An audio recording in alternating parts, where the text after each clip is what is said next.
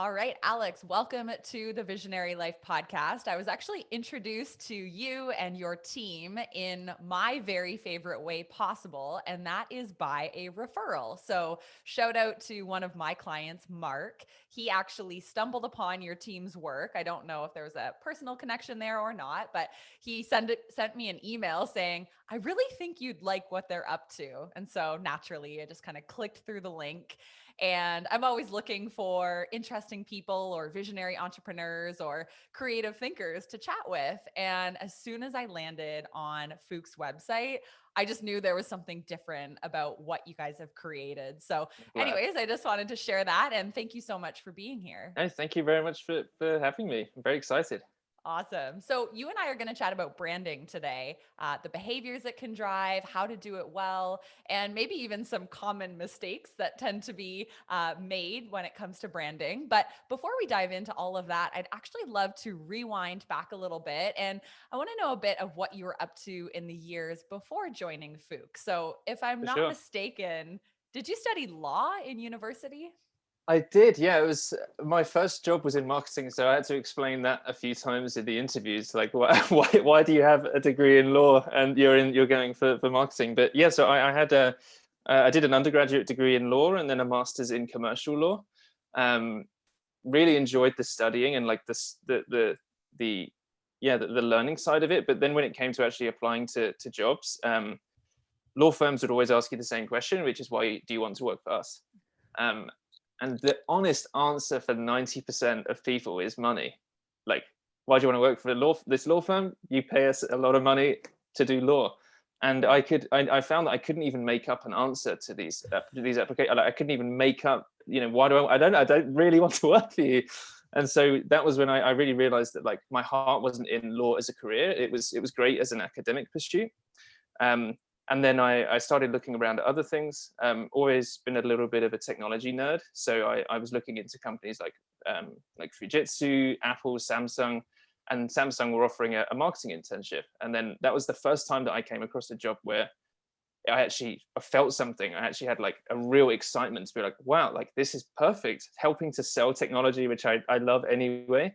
Obviously, a great company like Samsung. So I applied for that, and yeah, was fortunate enough to work with them. I think that's so interesting. And something that I want to just pause on for a sec is the fact that you actually listened to, some people might call it their gut or their inner voice, or just like listen to those thoughts in your brain that said, maybe you're not meant to follow your law degree. Yes. But so often, I know so many of the listeners of this podcast, they are working that job that they know they were never meant for it in the first place. Like they became a insert profession here, like a doctor or a lawyer or whatever the case is, because maybe somebody told them they should, or because they knew there was a lot of money. And then as soon as they get that first job, they know immediately this isn't my path. But there's a lot of fear or shame or guilt in choosing a different course. So I know for not for everybody does it happen that you're like, okay, I'm going to go search for something else. But I think it's also important to note that it's okay if you pivot from what you went to school for, and For you sure. can find work outside of your degree Yeah, sometime. and obviously, no offense to the lawyers out there. I'm sure there's plenty Totally. there's plenty of lawyers that love the job. But yeah, it wasn't for me, and I think it was that real. There was a chasm between what I felt applying for a legal job and what I felt applying for the marketing internship at Samsung, and I think you just couldn't ignore that. Like that really struck me. Just like, wow, okay, Yeah. I'm meant to be doing something different. So, when you started your marketing internship, I'm curious, did you feel like you were a natural born marketer? Like, was it just like, yeah, I've found my true calling, or did you have to learn the ropes and like I really think study it? Yeah, learn the road. I think it's easy to look in hindsight and be like, I knew what I was doing from the start. But yeah, in hindsight, definitely. No, sorry. Like yeah, looking back at uh, my time there, it was I was guided by some incredible managers, Mm. and there were people like seniors who really I didn't have any direct reports to, but really taught me a lot about like the fundamentals of branding. Like we would have meetings where we'd be talking about the brand gaps between us and competitors, like how we compared on brand levels, because we were really trying to prove like we have to start investing in it. Brand is a hugely important thing that's driving competitors forward. So how can we do that? And there were really like lessons sitting in those meetings, like listening to really like high level European strategies on how we tackle brand. And I took a lot of education from that. I think there was a lot of learning ropes. I think I had maybe an intuition for it, but I could never have put that into any form of practice without the guidance. And I had an incredible team around me at Samsung. That's awesome. And so how long did you stay at Samsung before you moved on? I know at some point you ended up launching your own social media agency. So what happened in that time frame? So it was 2 years or just over 2 years at Samsung. So internship, and then I took on a couple of other roles after the internship. And then before the interim between Samsung and Fook, I then started a social media app, which was like a photo sharing app. And the idea was being able to tell any story over any period of time versus things like Snapchat, which is 24 hours. And at the time, Instagram was only one photo at a time. So we started that app, and a lot of work went into that, marketing plans, built the app on iOS, launched it. It was tough to get traction. I think I really underestimated, and I learned a lot from Sequence, was what the app was called, and I learned a lot from that experience, and how sure you have to be about the market's appetite for something before launching into it. And I think I completely underestimated how inundated people's phones already were with social media apps. And if I'm honest with myself, was there ever really space for another one? Maybe not. And so that was in the interim. When that failed, actually, I think I moved to Canada before it failed. So I was here while it failed. So I quit Samsung actually to move here. So I visited Canada with a group of friends because a friend of mine was getting married to a Canadian. So we all came over here for the wedding, had like a 2-week holiday, and I just fell in love with the country, and decided I'll do a little bit more at Samsung, then quit my job, move to Canada without much of a plan. And then I think a few months into Canada, I packed in the app, the social media app, realized that wasn't going to work. And I think Instagram introduced image carousels, which is like multiple image uploads. And at that point, it was like, there's no point in even trying this. Mm-hmm. So gave up on that and did a little bit of, I guess, exploring of Canada before I stumbled into Fook. Amazing. I'm curious, like looking back at that whole experience of starting an app and going through a lot of work, I'm sure, to get it to the place it was, and then to recognize that maybe this isn't going to work, or maybe I don't want to put the resources into making it work. Do you see that? You did use the word failure. Do you see it as a failure, or in your mind, do you see those years as very formative to the person you've become today? Like, what is your take on, closing that down? How do you see that time in your life? Completely formative. I think I call it a failure, but I don't say it with any degree of shame. Like it failed, and that's just the truth, right? Yeah, like it didn't succeed. Yeah. And so, I'm absolutely fine with saying it failed. And I learned a lot about growing a business. I learned a lot about the kind of, I think the research that needs to go into things, the way that you go about building a team. And funnily enough, that project, I think I got the fundamentals of branding completely wrong. and so I learned a lot the hard way about how to go around organically and honestly building a brand, because I think on reflection, I was creating an app not because I loved social media, but because I thought I could find another social media app to make. And so I realized that was completely the wrong motivation. I shouldn't be driven by that kind of calculation. It should be something that I am driven to do, and that I love to do. And Sequence was never that. And so I think I learned a lot about, not trying to force things, I guess, and really, really pursuing things that you believe in, like that actually, like your heart and soul is in there. And I was very motivated with Sequence, but my soul was never in it, because I'm not in love with social media. And so, it was a lot of lessons, life lessons, business lessons. And you There's a know lot. what? I think we learn more from those periods of our life than we do from the successes. For And sure. it's not the sexiest thing to talk about because we want to talk about people's like biggest wins and like how Yeah, they're it's succeeding the and trajectory's always been up. always up. Exactly. But like when we have these conversations on the podcast, like I always want to get into like, well, were there ever times when you weren't on a high and Yeah, like yeah, found your dream job? And there always is. Every entrepreneur, I know they could sit here with me for an hour and probably talk about more failure stories or stories when they're like, I didn't know what the heck I was doing than the success yeah, stories. And that's just the ratio, right? Like for every 3 failures you have one success. And, you yeah. know, And it was, I remember the day that I called my brother, because he was my business partner in the app. And I called him and I was like, okay, I think this is it. Like, I think we have to draw a line under this. And it was devastating. I think I called my mum immediately afterwards and I just yeah. cried because I Yeah. put so much of myself into that. Mhm. But then you learn so much. And now I know that, the amount of effort that I'm putting into Fook, I never do it begrudgingly, because I absolutely love what I do. And I think that was a huge lesson, is like, a labor of love it's genuinely labor, but it should genuinely be love as well. Mm-hmm.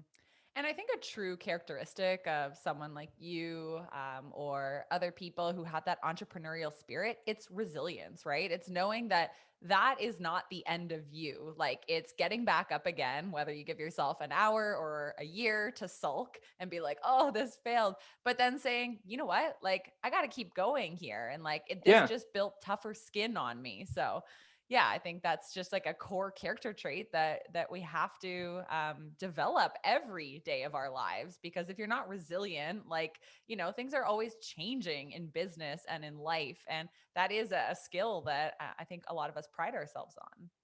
I like to think so. Yeah. So today you work for a company called Fook Communications. So can you give us Yes, like a little brief overview of what you do, and then like walk us through how you ended up part of this journey? for sure. So Fook Communications, we're a branding agency, branding studio, branding and marketing agency, I should say.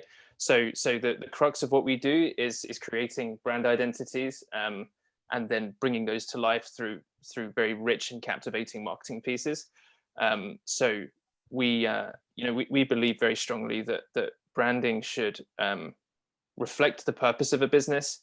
It should tell the story, or it should be inspired by the story of a business, and it should be completely unique. Really, like every company has a unique story, so there's no reason why it shouldn't have a unique brand. And so that's we very, very strongly believe in the power of branding, and in creating captivating brands that really engage people and make people stop and notice. So that's a little elevator pitch for Fook. And then in terms of how I got involved, so once Sequence was wrapped, I met Tia, who is now my business partner, through my housemate. And we were just friends to start with, and we really clicked. And that was it. Like we just kind of became really, really close friends, and we were just doing that for a few months. And I was kind of, I was jumping. I kind of had some freelance roles, and I was a DJ in the city as well, in Cool. Toronto for a while as well. Multi-talented. Yeah, yeah. So I was just doing a little bit of everything. My priority at the time was more, I've moved to Canada. I kind of want to explore and have the freedom to explore. So I wasn't really looking for like my next entrepreneurial pursuit or anything. And yeah, then I met Tia, and I had a copywriting gig with a real estate agent, and I won't name the real estate agent because I'm going to be slightly critical of the reason we worked with them. They probably don't listen to this podcast. Yeah. So we kind of, I was doing the copywriting. I spoke to Tia, and he's a designer. Mm-hmm. And we were like, okay, let's look at this at more of a holistic level. Like the copywriting that I'm fixing desperately needs fixing. Like the way they talk at the moment sounds like they're scamming you. Like you're meant to be buying huge investments and villas, and it's capital letters like free discovery tour, and it's like, why are you telling me this? This is $500,000 I'm spending. So we thought, okay, let's break this down. We can get a proposal to these people that's much more than copywriting, and actually we say, like, let's address the fundamentals of your marketing. So the first proposal that we created together, and at the time Michael, my other business partner, and Tia had already set up Fook, and so they were already working together kind of as a freelance partnership. And so we then teamed up as a group and we're like, okay, let's just create a proposal, see what they think. We can offer them photography, because Michael's our photographer and videographer. We can offer them photography, video content, social media management, and just see if we can sell them on a bit of a bigger boost. And they took it. And we then had a pretty long retainer with them, where we then Fook started to form. Like we started building processes around how you actually serve a client. We need a project manager, an account manager, like these kinds of things. And so then I started to fill the role of account managing as well as writing. And yeah, we really grew through that relationship with them. And I'll always be very, very grateful for the guy, the marketing manager, who ultimately gave us the chance. Because he said at the time is that I could go for someone who I know. I could go for someone that has a track record, Google reviews at the very least. And he gave us a chance, and I'll always be really, really grateful to him for doing that. And we had a great relationship over, I think, a period of maybe a year. It gave us the time to really build out who Fook was, like what are we good at, what is it that we're offering, build our own processes. And yeah, so then that's how I got involved with Fook. So yeah, initially founded by Michael and Tia as just two freelancers trying to help each other out, see if they make a partnership, they can, create like mutual work. And then just pure luck, I met Tia, and the rest is history, as they say. That's amazing. And so would you say the core of what Fook focuses on is brand identity? Is that kind of like the... Yes, because I think the dream client for us is always address the branding first, if the branding needs to be addressed. So obviously, we'll be very honest, if someone has great branding, we're not going to try and sell them a new brand. So if they have address the core, which is branding, and then everything else grows from that. So obviously we do videography, graphic design, photography, web development, but for us the brand is the foundation. And if we can get working on the branding, and then we bring that brand to life in videography, photography, web development, every graphic design asset, print design, digital marketing, it just makes that a much more holistic identity. And so that's why we focus on the brand identity as the main piece, because it's like, if we address it, we'll make a video for you. Obviously we can make videos for clients and everything like this. But if someone comes to us and says, hey, we're looking for marketing help, and we're just creating print materials that we don't believe in because the fundamental brand isn't right, then we don't feel like we're adding much value to someone. And it's too piecemeal. If you're making like a piece of print material at a time, it's like, but what's tying all of these pieces together? What makes this campaign or whatever it is that we're working together on? So yeah, that's why we really focus on branding, because we see it as the absolute foundation to every piece of communication that comes from you. Yeah. So I want to kind of unpack that a little bit, because I'm sure a lot of the listeners, the words brand identity, they don't necessarily know what that is. So say I am a nutritionist and I'm just really good at what I do. So I'm like, I don't need all these fancy brand identities and all this consistency. Like, why can't I just deliver a good product? Like, why do we need a brand identity as a business? For sure. So I think that's a really kind of a good time to distinguish between a brand and branding, or a brand identity. So if you're really, really good at what you do, the good news is you have a brand anyway. Like whether you invest in marketing or not, you always have a brand. So if you're great at what you do, your brand is part of that. Your brand is whatever experience people have with you, how they perceive your company, how they feel when they interact with your company. That's your brand. It really encompasses everything that a customer, every experience that a customer has with you, and those feelings that they have. So if you're great at what you do, you have that brand. You have a brand that is a reputation for being great at what you do. Branding is taking that experience, that feeling that people have with you, the story of your business, the purpose of your business, and visualizing it.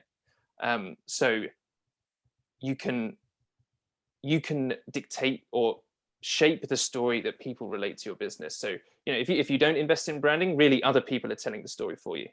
If you do invest in a brand identity, you're telling the world how to perceive you. And if you're just exceptional at what you do, that's great. But there is almost a limit to your awareness if you're just exceptional at what you do. You'll have referrals, you'll have word of mouth, but what about the people who just stumble across your website, or the people who, they just happen to interact with your brand?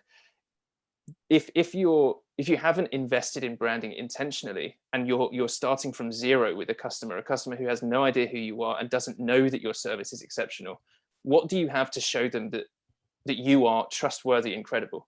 And that's where branding comes in, because that means someone who has absolutely no idea who you are, you can already elevate how they perceive you and come across with trustworthiness, credibility, and legitimacy.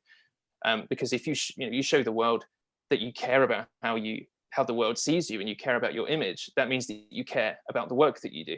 And so you get to control the first impression that someone has when they come to you. So that's really the strength, is controlling the story and shaping the story around your business, telling people what to think of you, in a way.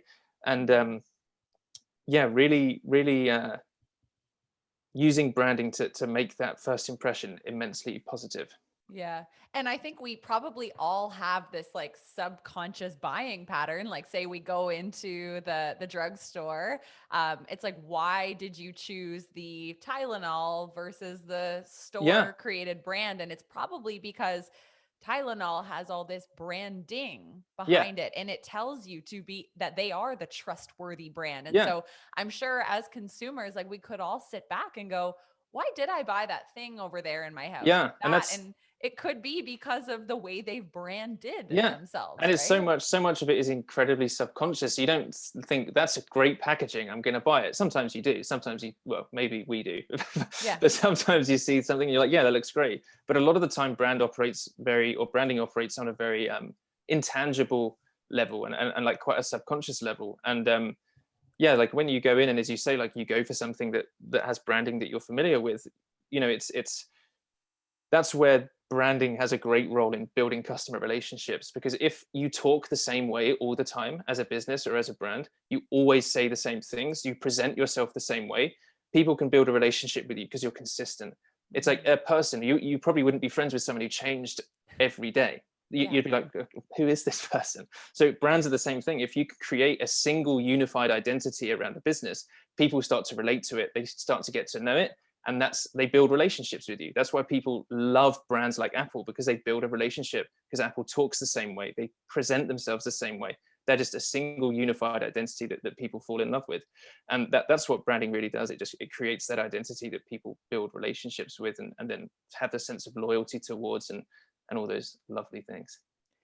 I heard this quote a couple years ago that's always resonated with me, and it just said, consistency and frequency breed trust. And literally, like, a secret to business is just be consistent and be frequent in the Yeah. amount that you show up, right? And naturally, people start to trust that brand more than the person who just like pops in once in a while and is in one mood and then comes, on Yeah. Instagram stories the next day and is in totally like, that's not consistent and it's not frequent. And so I And think, they remember you, like there's so many, we're bombarded with so many brands every day, that yeah. if you want to stick, you need to say the same things, you need to come across the same way, otherwise you just won't be remembered.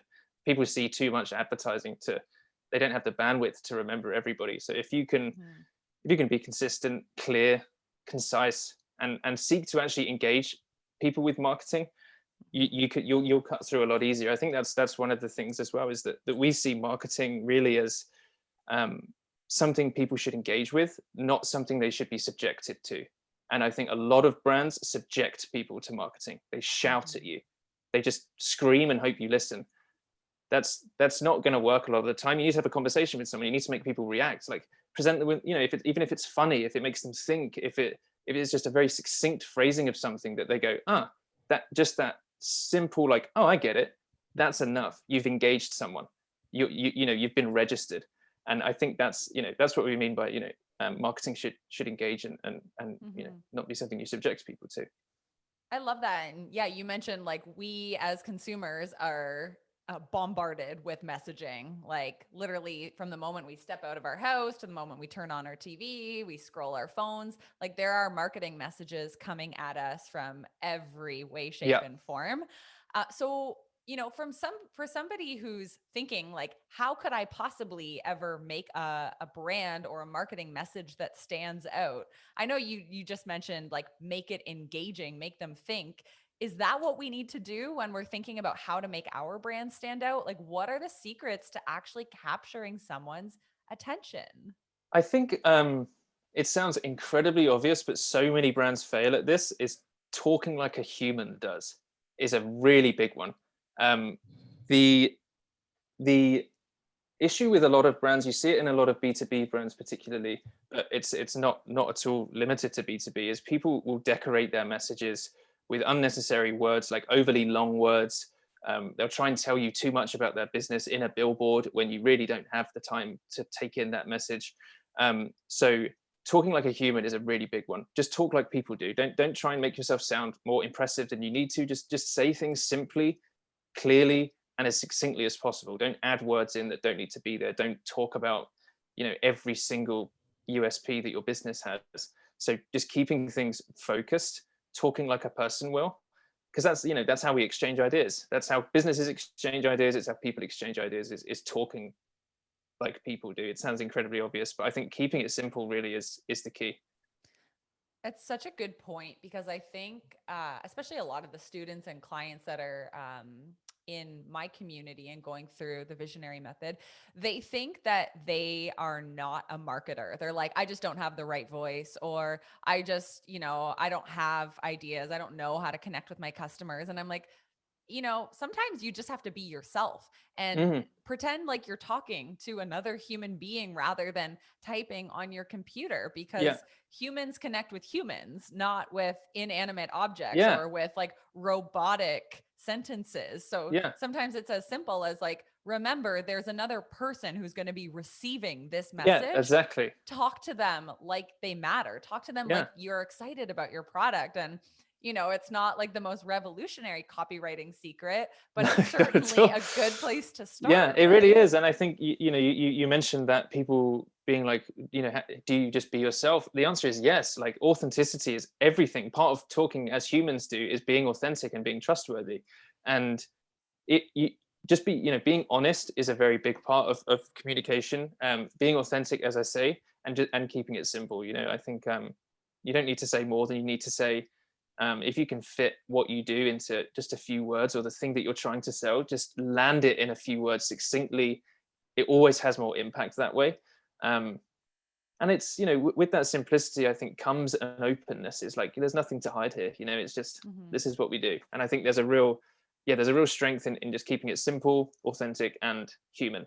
Sounds very obvious, So, but so good. And I love that you mentioned, I think in an episode of Fook Live, that every word should have a purpose or be deliberate, right? And I think that as business owners, as entrepreneurs and marketers of our own businesses, it's a really good challenge to us to actually like read through our own print materials or our own website or sales pages and ask, like, does every word have a purpose here? Or yeah. am I literally word vomiting on my dream clients, and then they end up confused because every word doesn't have a purpose and there's just a lot of filler? Yeah, that's I think there is a real temptation to fill as well, because it's like, I I can't read the minds of the businesses and the people that write like this, but it's like, is it trying to sound more intelligent? Is it trying to, um I don't know.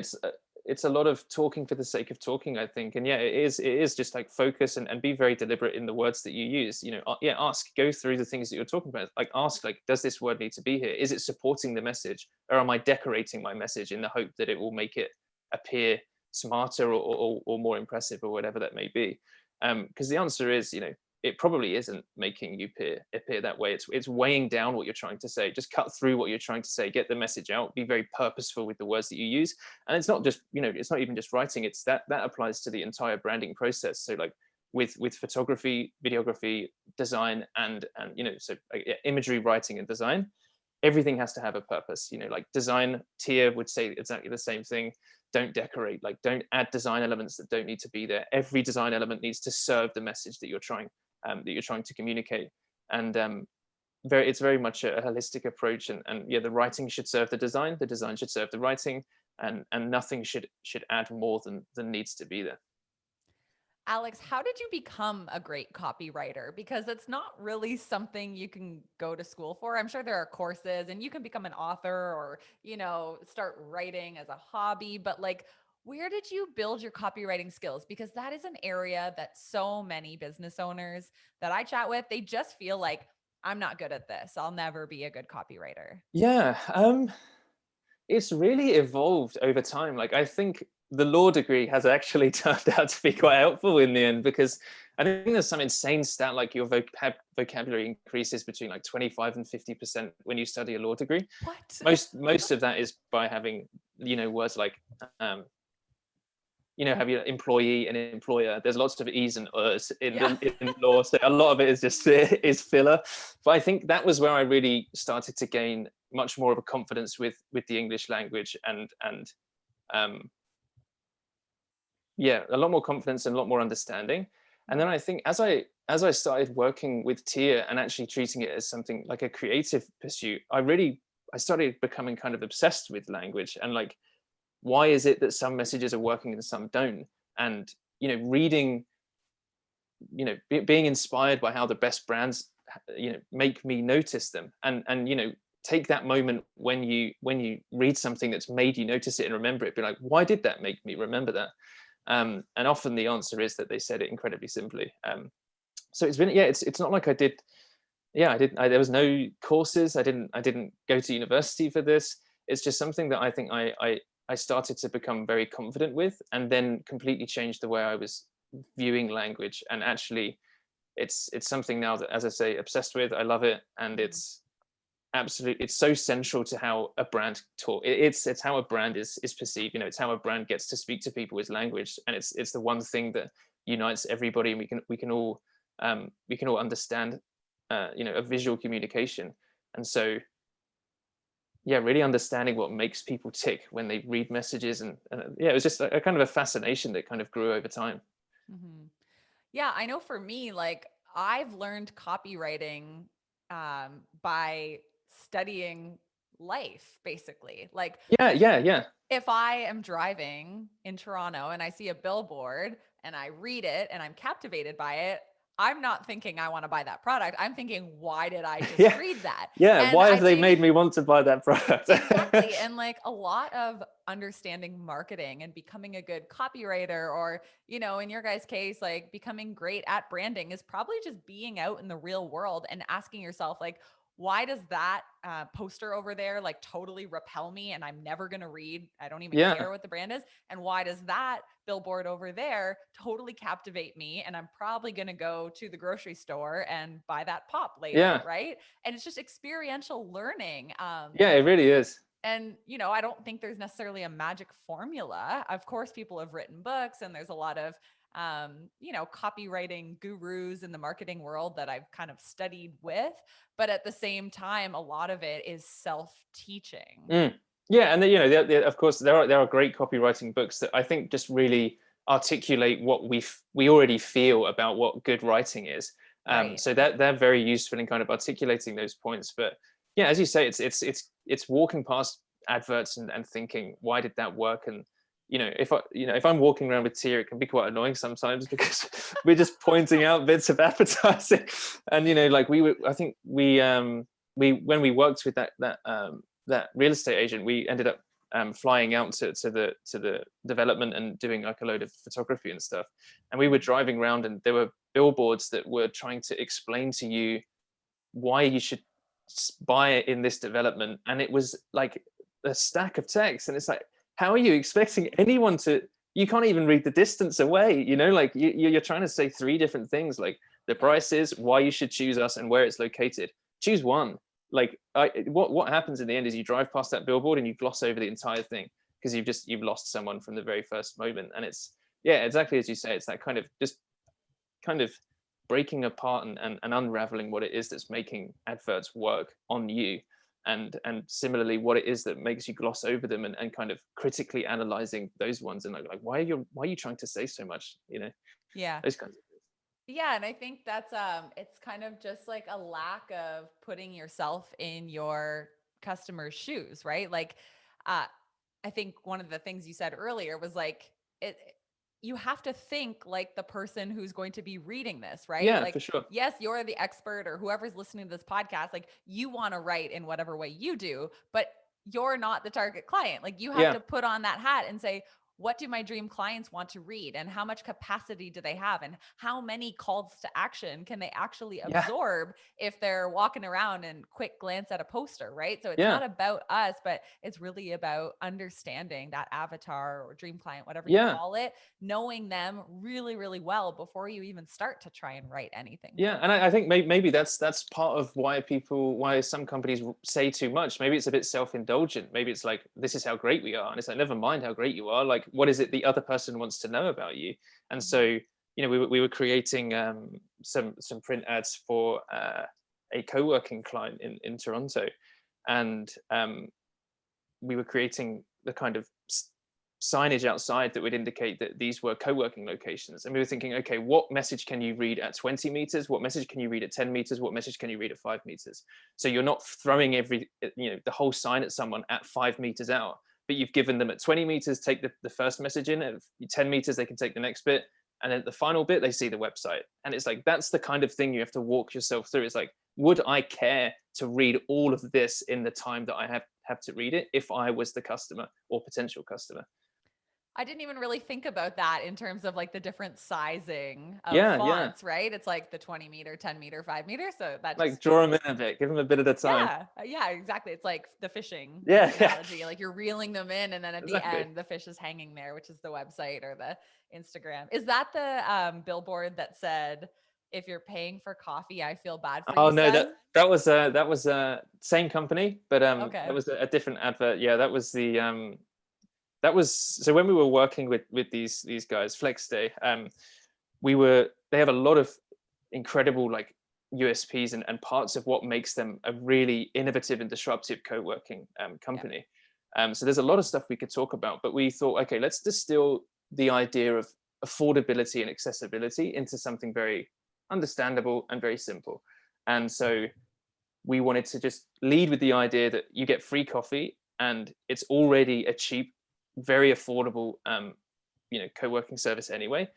And so we really wanted to play on that price point, but in a way that would resonate. So we're like, okay, if you're paying for coffee, I feel bad for you, son, and package it in a way that's a cultural reference that their target audience, which is largely millennials, would Right. mostly understand. Surely there will be people that maybe haven't heard the lyric, but engage them in a way that, because they see something familiar and they get the joke, then they feel like they're in on something. And at the same time, you're telling them you get free coffee with this service. And when they've read the big headline, which was that lyric, the second, like the payoff was how much it costs per month for their service. So it's like, by the time they've engaged and thought that's funny, they're Yeah. reading the second part. So you've got them.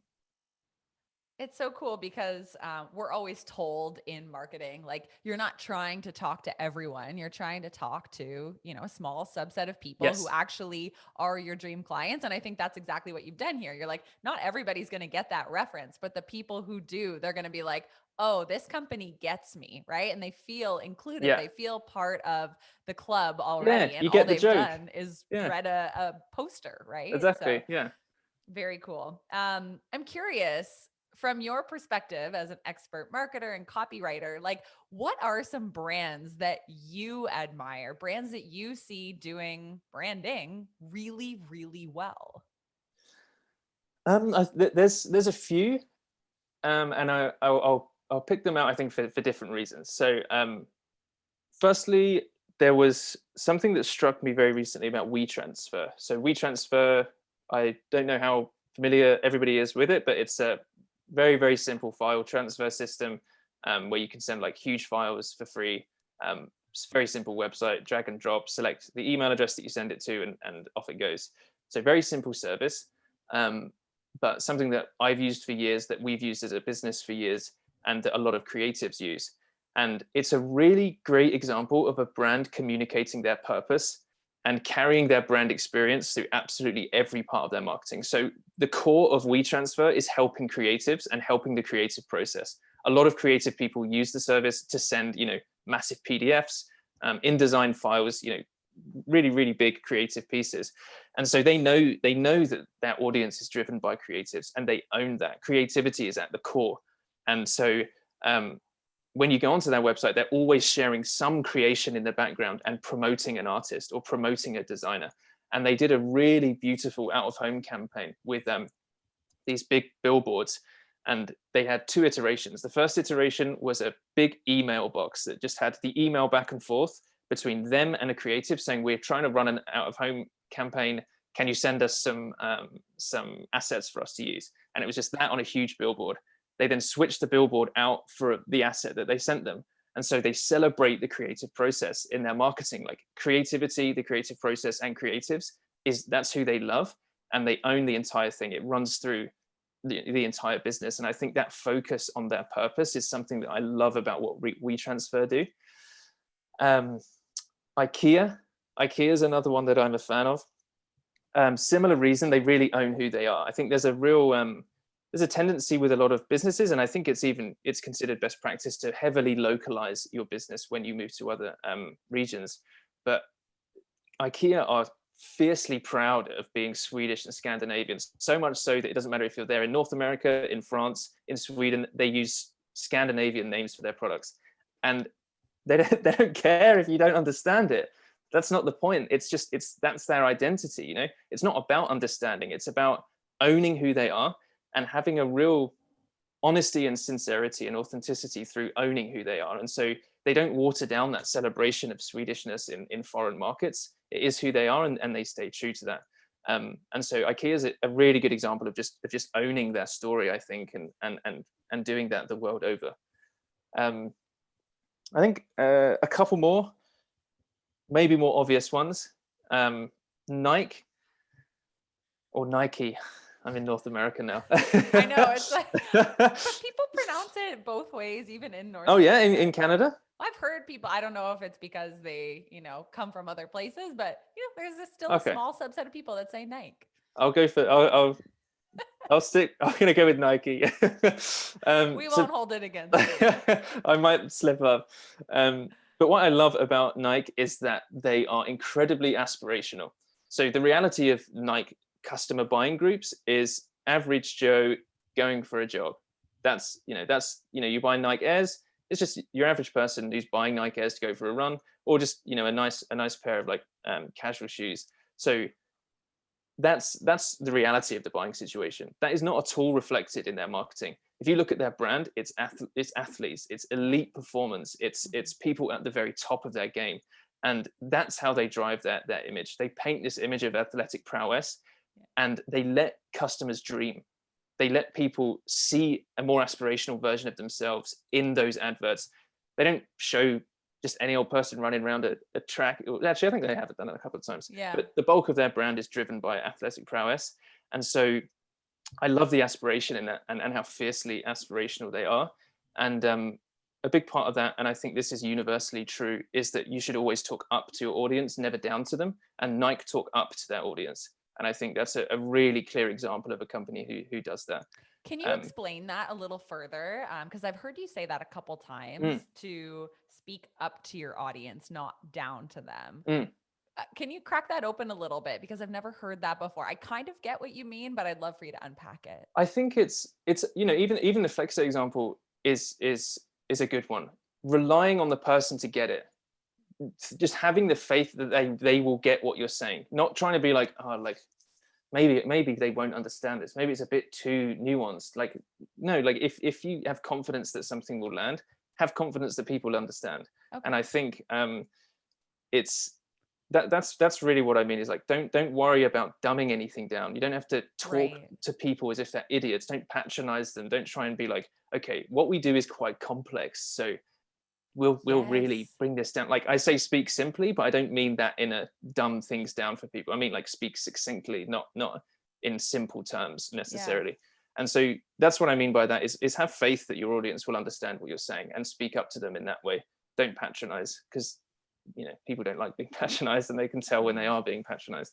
So that's kind of what I mean when I say that. Is that it's such a good tip. I'm going to reflect on that a little bit more, but yeah, I think that's something that we could be reminded of, especially I'm thinking I work with a lot of nutritionists and yoga teachers and people in the health space. And sometimes I'll read their posts and I'm like, people aren't stupid. Like they know they should be eating healthy or they know they should be fit. Like instead just inspire them to like reach Yeah, that next exactly, level exactly. rather than being like, shame on you Yeah. for not Did drinking you enough know salad is water. healthier than a burger? Yeah. Yes, I did. Exactly. Exactly. So it's like, you don't need to reinforce the obvious. Like they Yeah, get it and they don't want to feel guilty before they've even read your message or feel yeah. sad or feel shame. And that's the thing, and then with say that lyric that we use, it's like there's then no shame if someone doesn't get it. Yeah, exactly. They No, probably just no, read it and they're like, "Oh, free coffee, there's feel bad for yeah, yourself." yeah, Like, I don't yeah. really get what they Okay. mean, but it still caught my It's attention. still free coffee. Still free Yeah. coffee, exactly.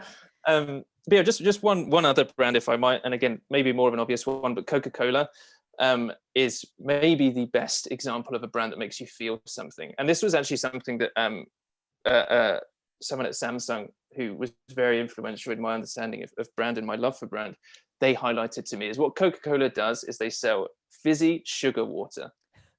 It's all they do, but they make you feel something when you see their brand. When you open that can, you're cracking a can of fizzy water, but Yeah. it makes you feel something. They've owned happiness and they own this image of positivity, and it's kind of unbelievable how a brand that literally sells something that basic Yeah. is so powerful in how much it evokes when you encounter that brand. And I saw a really good quote from someone recently. I don't know who it was, but I just don't want to take any credit for the quote. It was Yeah. the irrationality of brand love driving growth. And Coca-Cola is a great example of that. People love the Coca-Cola brand. Yep. Who knows why? As I say, they sell sugar water. And Mhm. so it's irrational, the love that you have for Coca-Cola, but it drives growth. It drives purchases because people just love the product. They love the brand. Apple, another great example. Yeah. Who cares? It's ridiculously expensive. People irrationally love that brand, and so they will buy their things. And yeah, so Coke, great example of a company that can make you feel something about something that really you shouldn't feel anything about. Mhm. I want to actually double tap on the IKEA example that you Yes. gave because you said like they kind of unapologetically own who they are and like they didn't hyper localize their content. And it really kind of reminds me of, again, a quote. I don't know the author of this, but it says, "Don't change who you are, become more of who you are." And I think that can really apply to growing a business. Like you don't have to hide, especially if you're a solopreneur or a personal brand, which is a lot of listeners of this podcast. They think they sometimes have to be someone they're not in Yeah, terms of creating their like brand. projecting something. Exactly. But instead, like just like IKEA did, like if you love a certain quirk about you, and in IKEA's case, it's their origin story and they're proud of their heritage, like it's okay to just own that and like Mm, run forward with that and make that a through line of your brand rather than trying to put on a facade or to try and change your brand for what you think people will like of yeah, you. I just don't think that's a recipe for success yeah, ever. Like you just got to own it. And I was browsing a website the other day. I think it was for an email automation software, and the whole platform kind of had like a quirky look to it, and they make jokes. And I landed on one of their 404 redirect pages, like when you stumble on a website page that's broken. And even in the copy on that page, like it had a joke and it was branded as like, "Sorry, we effed up," basically, with like a silly image of like a yeah. guy flat on his face in a pizza. And I just thought like those are the little touches that Yeah, you know, really good you example. you could be really serious and think, okay, well, every page on my website has to be super serious and I just have to be polished.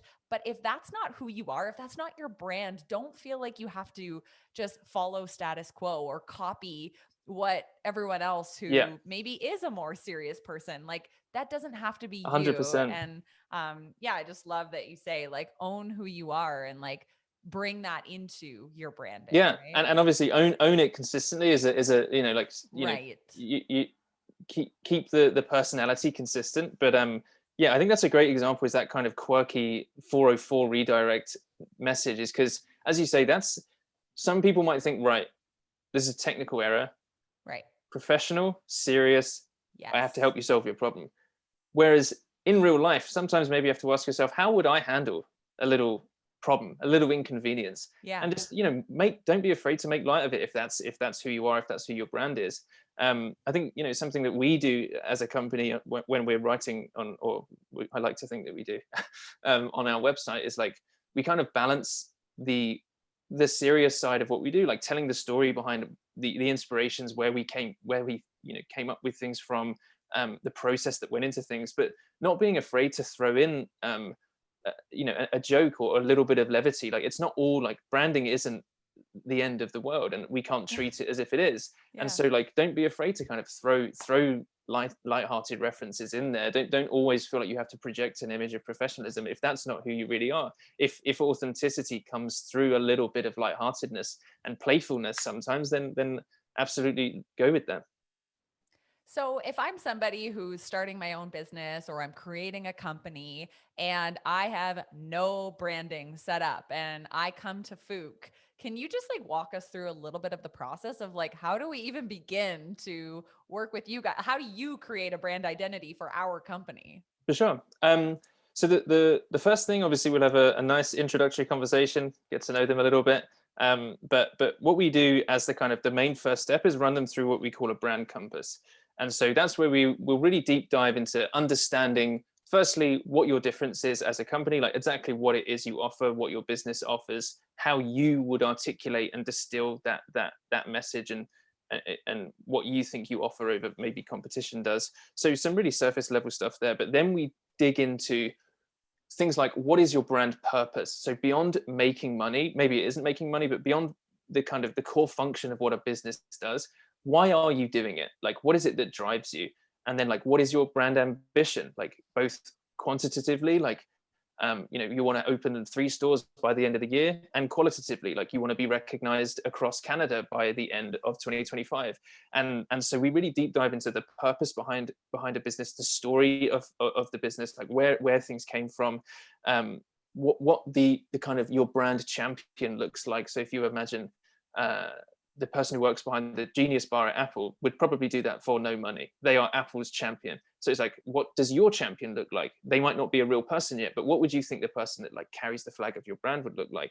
And so we really deep dive into purpose, why you exist, what it is that you believe that is your brand onlyness, we call it. So like, what is it that makes only you offer what you have? And what is that difference that we can really push? And once we really start to understand that, we ask a few, what other brands inspire you from other industries, so we get a sense for their tastes. And from there, we go away and we create a number of concepts inspired by what they've told us and the story, and we create an identity that we think tells that story and is true to who they are as a business and is authentic and honest and open.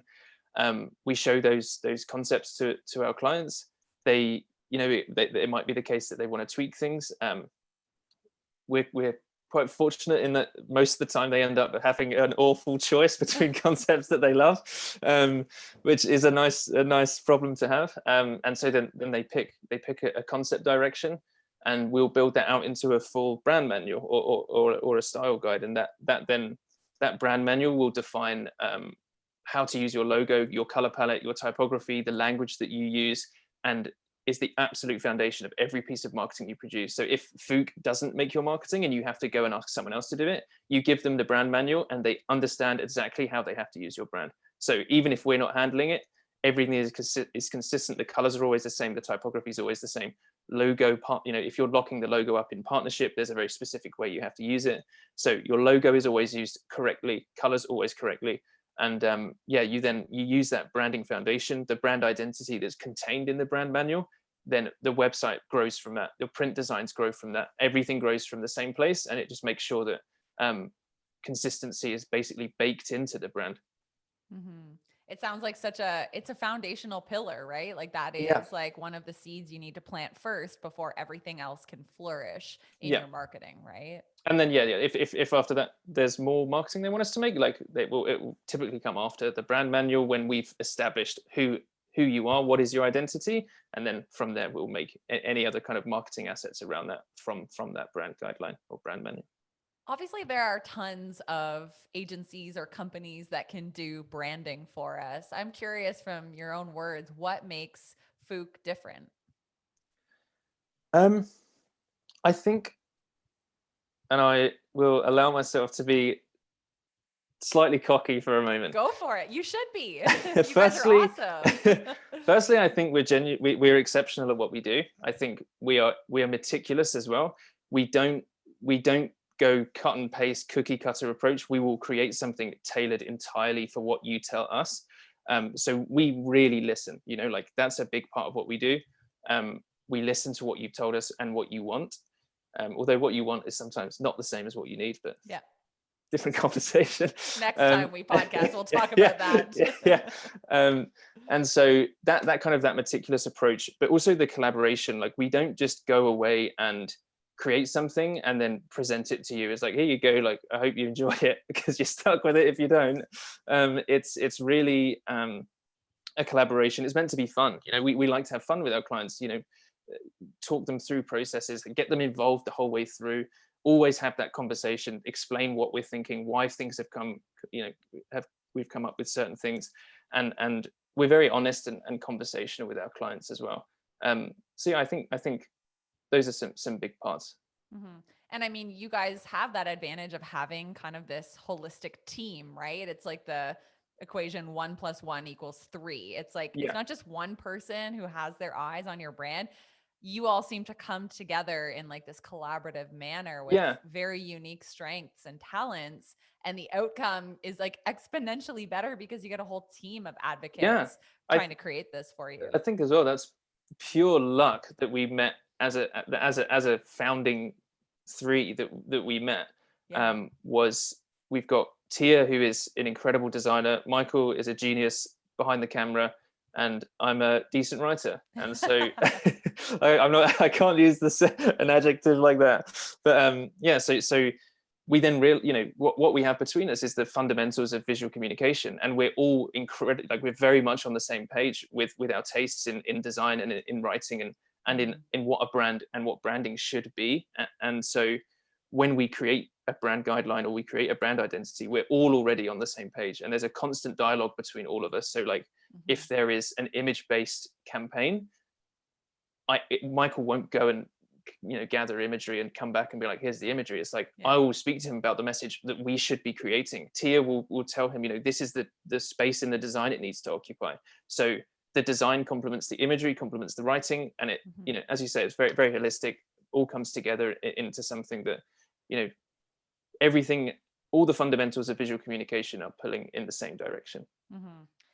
And I mean, first of all, I will say you guys released your first Fook Live, which was kind of I don't know, like, what would you call it? An introductory talk show. And it was all about the science behind branding, I guess is what you called it. Yes. And, I said to you before we hit record that I just learned so much from watching that. And I'm going to watch it a second time because like you, I like to geek out on marketing and branding and kind of just some of the little details of why certain elements of a brand are created the way they are. And so I'm going to link that in the show notes. And if you have any just inclination to learn more about Fook or about what Alex does, for the listener, go watch Fook Live. It was such a jam-packed, valuable 45 minutes. So I'm going to direct people there. But aside from that, where can people learn more about working with Fook, or even if they just want to dive in to see some of the work that you guys have done? For sure.